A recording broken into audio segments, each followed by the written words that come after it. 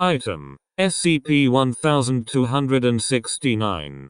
Code name: Stalker Mailbox. Object Class: Euclid. Special Containment Procedures: the property where SCP-1269 is located is to remain under the custody of the Foundation.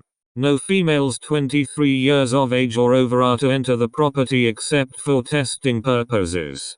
One male researcher is to reside within the property under the guise of the current resident, and is to monitor the behavior of SCP-1269. Description: SCP-1269 is a black, aluminum curbside mailbox, possessing a red flag and a white, plastic post. SCP-1269 stands 1.3 meters tall, with the mailbox measuring 49.5 centimeters x 15.2 centimeters x 17.7 centimeters, consistent with the T2 mailbox size in the United States. The number is printed on the right side. It lacks any manufacturer's marks, and has minor dents and abrasions, suggesting the object has been present on the same property for some time. Due to the nature of SCP-1269's effect, the object is permanently located in Massachusetts in front of house number on Avenue. SCP-1269's anomalous properties will manifest only when a single female 23 years or older, hereafter referred to as the occupant, resides within the same property as SCP-1269. Approximately 2 weeks after the occupant moves in, SCP-1269 will start to manifest unaddressed letters every 4 days. The contents of the letter are romantic in nature, and are targeted towards the occupant of the house. Surveillance within SCP-1269 has shown the letters manifest approximately 3 seconds after the occupant's mail has been delivered. Exactly 3 weeks after the appearance of the first letter, SCP-1269's secondary anomalous properties will manifest. Letters will begin appearing daily, with contents becoming increasingly more obsessive and erratic, until the point that letters regress into single sentences. In some occasions, multiple letters will appear within SCP-1269. Additionally, when not under direct supervision of the occupant, SCP-1269 will teleport to a location near the occupant and face them. This location will be partially obstructed, such as behind windows, cracked doors, and shower curtains. Under special circumstances, such as during sleep or when obscured by darkness, SCP-1269 will teleport near the occupant without obstruction. Whether or not the occupant relocates SCP-1269, the object will continue to teleport between a range of 1 to 5 times every 12 hours.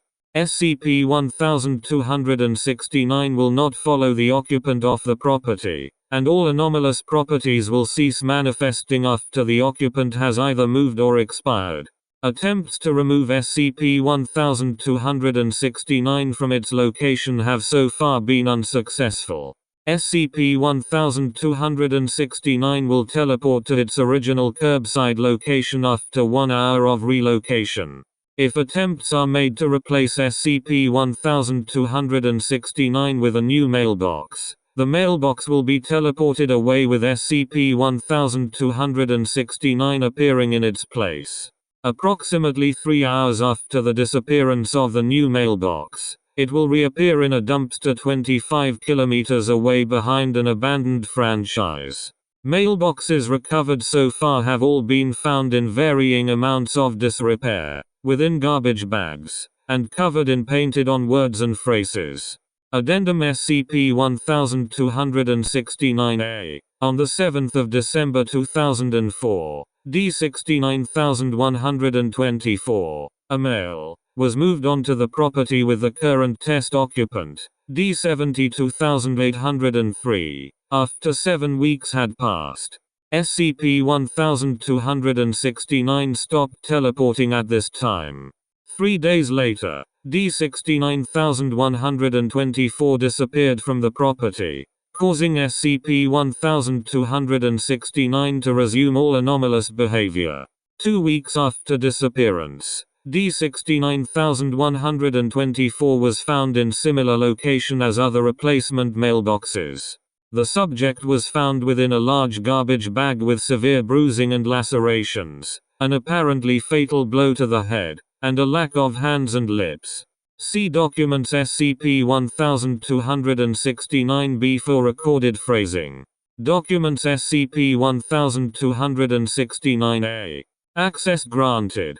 Transcribed below are several letters delivered to D-871,523, who temporarily resided within the property of SCP-1269 for testing. The 21st of July 1998. I remember the day, the hour, the infinitesimal sliver of a second when I fell in love with you, realized I loved you and only you, the moment my heart stopped and I lived for you alone. Perhaps it was the way you carried yourself on the tired days. Perhaps it was the way your eyes shone when a transient beauty crossed your path. Would you understand how I longed to be that butterfly dancing on the afternoon breeze? That small flower struggling through sidewalk cracks. That passing swan-like cloud in the sky. How I longed to be anything that would catch your eye and move your smile. You pass by me each day, never sparing me more than a glance. But for me it is enough to carry me until the next day, as I wait to next catch a glimpse of you and your unearthly beauty, your charming laugh and graceful step. I love the way you dance whenever you walk. I love the way you tilt your head towards the sun. I love everything about you. I love you. The 8th of September 1998. How could anyone describe one as perfect as you? Vision of elegance and loveliness.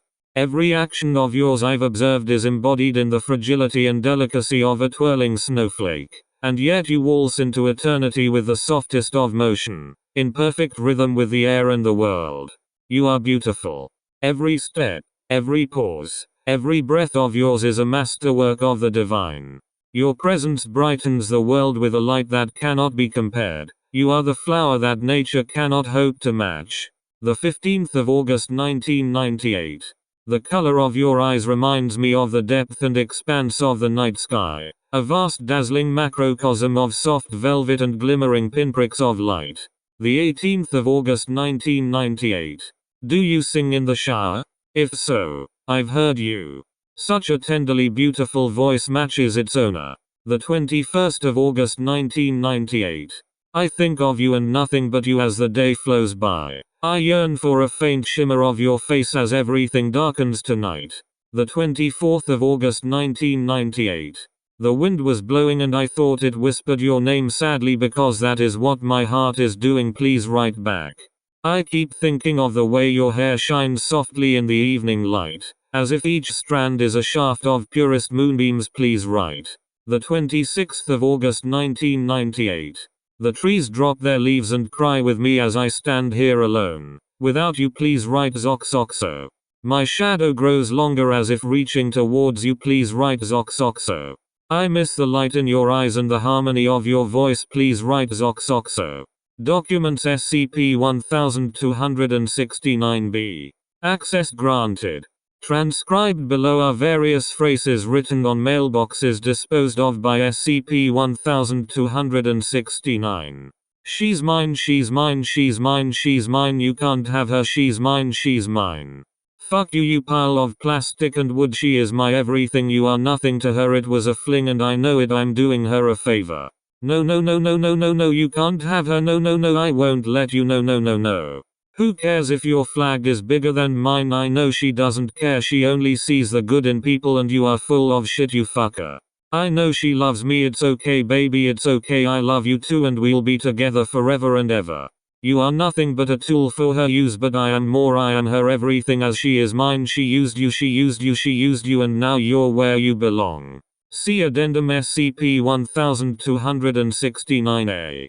What is a man but a pile of shit that gets in the way of my love? How can she ever love you when you're so easily broken? She never even let you touch her. I saw the way she looked at you with hatred and now she will love me forever.